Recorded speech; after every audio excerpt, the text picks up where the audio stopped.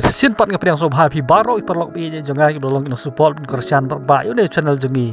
Teh kini kapor ba klimat ke menta yang nyepet iki artli ke jingjia ke bakham sosir kai ke belajia hadin baki bru ke lakran ban bat pertu ban. Hal ni kran thalaya ktin ke jong blai bat kumjuru penbut thala yang kerteng ke jong trai jengi Yesus Kristus. Bat ke bakham sopela kalong baki ne bro artli ke jingjia ke lajia ke senam arajar ar paulai.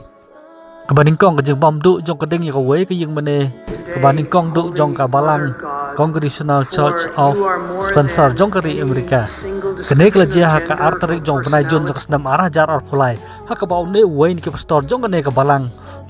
uba dari uai ni ke pastor bah pedang ya kata kajeng penyasongka pedang jenrang prasenrang lani kentai prakantai hendrai haka ne kapor hadin bau lokren ben ya ke Bible na ke baong ba ke Bible ke don sibun haka ya kita gi contradiction ni kajing ya tengku kawai ya kawai pat kebentan namar bau ong lamar malah tho ya ka kumbah khasan spa snam ai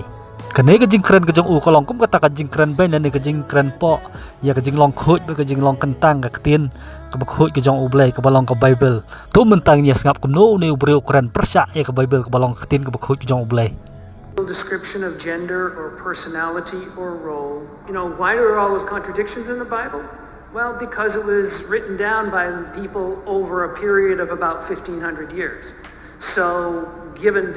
that, people are going to have different kinds of things, and I am one who does not believe it was dictated by God. Hendrai long bahadian ketu ni singi bawa keren ya kini kentin long bakalili kelahap na benang kum kading bat kelabam du ya kini kejing Bane baning kong du jongka Congregational Church of Spencer kemudian hopo United States of America.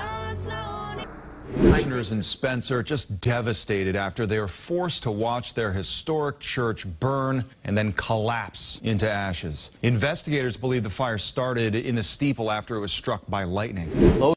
Sakane go ipat kejing jia ke belajia hopo ke Brazil hakaba kila penlong yang kata kejing yai parit ke jong usoitan hakaba pila banyu i hopo jong ke video ba usoitan ula be thong yo Yesus Kristus bat ula kem bat pensitom persya yo Yesus Kristus kat bagi babon ki beriu ki alek keman ki alek risa bat ki snubha kum kata kejing yai parit joki yo usoitan ngila bat ong bakane ke rukom lek joki kalong persya kum kata kejing keren ben belai hakaba kila pen pok dor bat nyau ben sisa haduk tata yo belai hakaba kila yero bat pen don burom pen krau yo soitan hakane keri ke jongki kene ke jingjia kelajia kari Brazil Andre hadin asli jo kene ke jingjia parit jongki man ai burom yo soitan laong ba ulak ba bajur ulah hap hapo kini jaka jong kari Brazil bat kala pelong ke jing slai bat ke jing tua khandau ke basar kai ke belah sim ya ke jing im haduk daki spa ngut ki beriu bat ke belah pelong ru daki hajar ngut ki long ying ba ki num don ying don samsu namar ba ke jing len shop jong ke sa bat ke jing tua jong khandau hapo jong kene kari